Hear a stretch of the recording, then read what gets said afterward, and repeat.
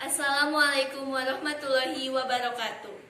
Saya Hajni Desriani, kelas 10 IPA 4 SMAN 1 Ciawi akan menjelaskan mengenai Kesultanan Banjar. Kesultanan Banjar didirikan pada tahun 1520 Masehi dengan pusat pemerintahannya di Banjarmasin yang kemudian pindah ke Martapura. Kesultanan Banjar diketahui berasal dari kerajaan suku Dayak kuno yang bernama Kerajaan Ansarunai yang sudah ada sejak tahun 226 sampai 242 sebelum Masehi. Kerajaan Ansarunai runtuh pada abad ke-14 Masehi. Dalam Hikayat Banjar dijelaskan mengenai penyerangan tersebut, dan orang-orang Dayak menyebut keruntuhan Kerajaan Ansarunai sebagai Usak Jawa.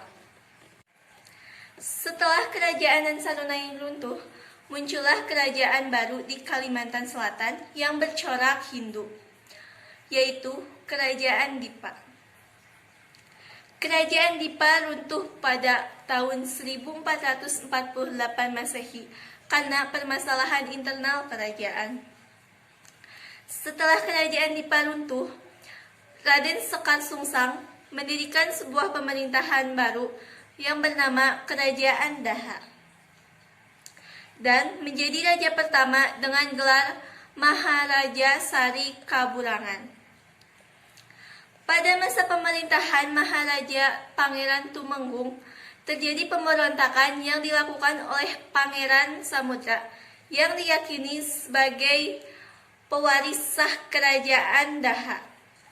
Dalam penyerangan tersebut, Pangeran Samudra dibantu oleh orang-orang Melayu di tepian Sungai Barito. Setelah berhasil mengalahkan Maharaja Pangeran Tumenggung pada tahun 1526, Kerajaan Daha pun hancur.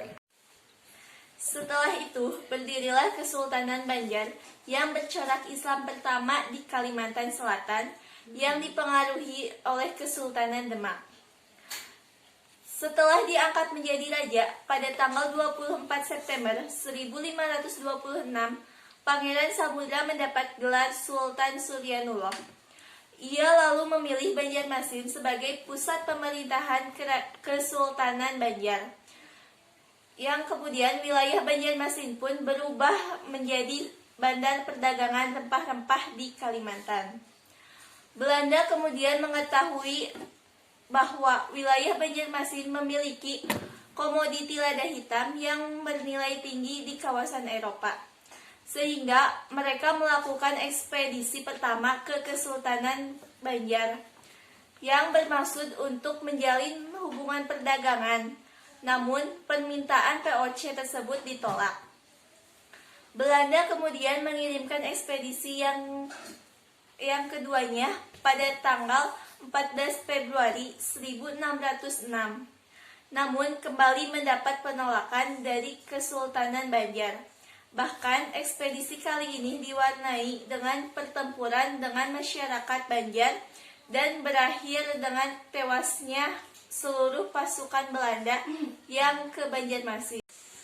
Mengetahui hal itu, Belanda kemudian mengirimkan ekspedisi yang ketiga pada tahun 1612. Kali ini Belanda memperkuat pasukannya dengan 3 buah kapal perang. Akibat dari serbuan pasukan Belanda tersebut, Sultan Mustain Billah memindahkan pusat pemerintahan ke wilayah Martapura.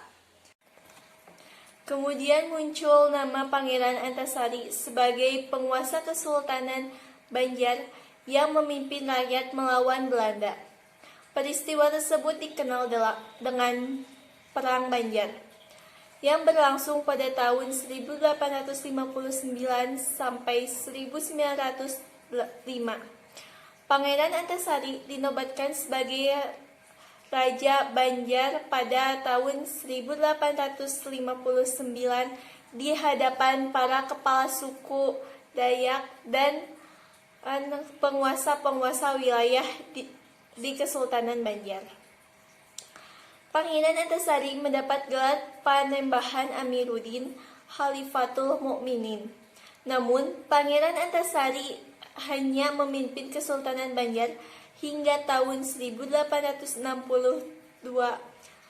Pangeran Antasari dikabarkan meninggal dunia pada 11 Oktober 1862 akibat penyakit cacar. Pangeran Antasari kemudian diganti oleh putranya, yaitu Muhammad Seman, yang memimpin Kesultanan Banjar cukup lama hingga akhirnya wafat pada tahun 1905 ketika sedang melakukan pertempuran dengan Belanda di Sungai Manawing. Dengan wafatnya Muhammad Seman, maka berakhirlah kekuasaan Kesultanan Banjar. Sekian dari saya, mohon maaf bila ada kesalahan. Wabillahi taufiq wal hidayah. Wassalamualaikum warahmatullahi wabarakatuh.